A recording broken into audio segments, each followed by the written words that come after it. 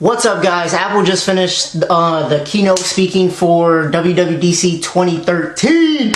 Yeah! And they announced some pretty cool things, and I'm going to do a full recap video of that, so let's get started because there's a lot of information that I have to cover. Okay, now I first want to say that I'm going to be looking either to my left or to my right a lot because I have my notes everywhere right now because it just literally finished not even 10 minutes ago. So yeah, but first off with Mac, like with the operating system OS X, they announced OS X Mavericks and it's going to be released this fall. Now also iBooks is coming to the Mac, and I don't actually have the full thing for like what's integrated into OS X Mavericks, but I'm pretty sure you guys can go to Apple's website later on today and find out all of that information. Now let's jump right into the MacBooks, specifically the MacBook Airs. Now here's what's going to be updated with the new MacBook Airs. There's going to be an all-day battery life, the Haswell processors, and 40% faster graphics, 2 times GPU execution units, and standby up to 30 days. Now, I don't know why this was put out there, but it says the 11-inch gets 9 hours of battery, and the 13-inch gets 12 hours of battery. With the 11-inch MacBook Air, the 120 gig flash storage is $999. Well, $999, that's what I mean. 256 gigabyte flash storage is $1199, and with the 13-inch, I think it is the 128 gig flash storage is $1099, and the 256 gig flash storage is $1299. And of course, those new MacBook Airs start shipping today. Also, Apple announced some new, a new Airport Extreme. I don't have the specs on that, but of course you guys can find that out on like appleinsider.com and stuff like that. Well, actually, let me take that back. I do actually have one little thing, and it's 4 inches square. That's not really interesting, but it is smaller. Now let's move over to the Mac Pro. Now the Mac Pros, if you guys do not know, they have not seen an update in years. Now Apple has finally updated them, and it has a cylindrical Mac Pro. If you guys didn't watch the live stream of this event, you guys missed out. This, as you guys can see right here in this picture, the Mac Pro is not even half the size of the older Mac Pros. Now here's some of the specs with this new Mac Pro. It has 2 times faster it's 2 times faster, excuse me. It has the fastest ECC memory, and it has 6 Thunderbolt ports. Yes, 6 Thunderbolt ports, people.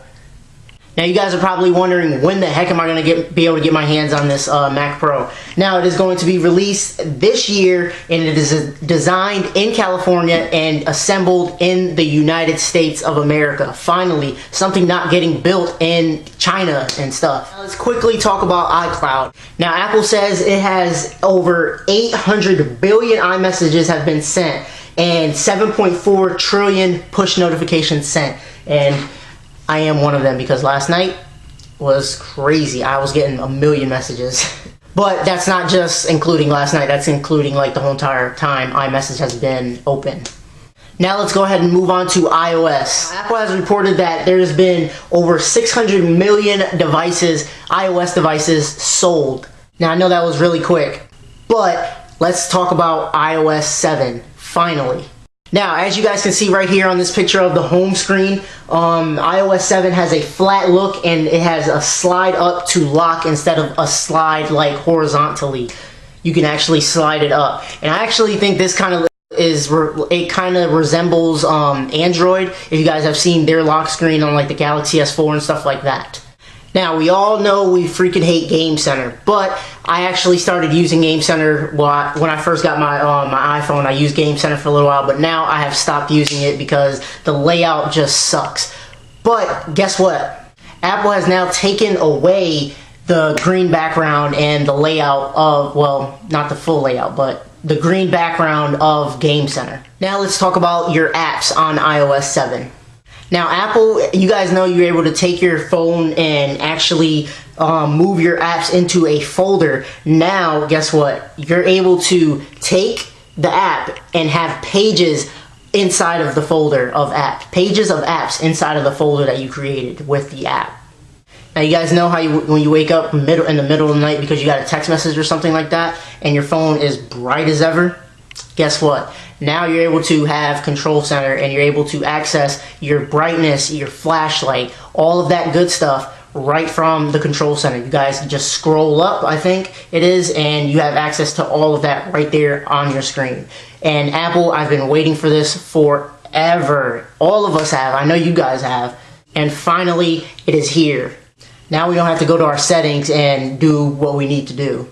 We can just scroll up and boom, there it is. Now also a new feature within iOS 7 is multitasking for all apps. Yes, I said all apps. Now iOS 7 uses intelligent scheduling, opportunistic updates, and adapts to the network conditions, and it also has push triggers. Now there's also a new feature within iOS 7 that's called AirDrop. You guys can check that out on Apple's website for a more in-depth look at AirDrop. Now iOS 7 will be available on the iPhone 4 and later. So the iPhone 4, 4S, and the iPhone 5. And within, well, whatever Apple iPhone that comes out after. And that's probably when I'm gonna when I think iOS 7 is going to be released, actually. Now, it is also available on the iPad 2 and later, and the iPad Mini and the iPod Touch, only the 5th generation. So you guys with the lower gen iPod, it's not going to be available. And it says iOS 7 will be available this fall, like I just said. Now, Apple covered a lot of stuff. They did a lot of demos today within OS X today and iOS, and I thought everything was pretty cool. I think they covered everything that I wanted to see, actually, within iOS 7 and OS X. And I'm going to be updating to OS X. I'm going to be getting me a newer Mac, because I have an old Mac right here, and I need to really update. I'm running Snow Leopard on it, but I need to update my Mac, period. But yeah, I was expecting them to announce a new Apple TV, because pretty soon I'm going to be getting me an Apple TV, and I kind of wanted to get an updated one, but it's whatever.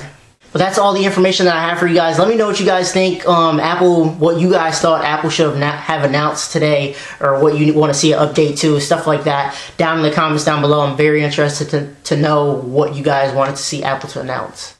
Now that just about wraps up my WWDC 2013, the Worldwide Developers Conference 2013 recap video. So also today is going to be the Sony E3 conference, and that I thought was supposed to start at 3 o'clock Eastern Standard Time, but it isn't, because I'm looking on their live stream right now, and it's saying they're offline.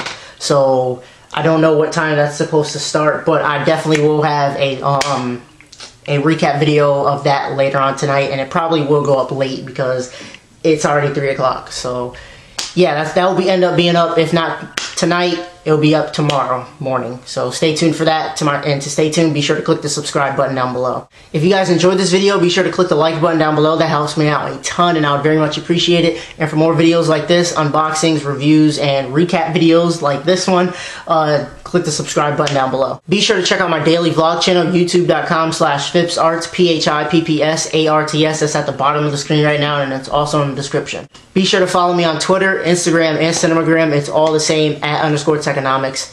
Alright guys, that's it. I'll talk to you guys in my next video, which is going to be the Sony PlayStation 4 event and Sony PlayStation E3, whatever, you guys know what I mean. That event coming up later today. So I'll talk to you guys in that video, but for now, peace.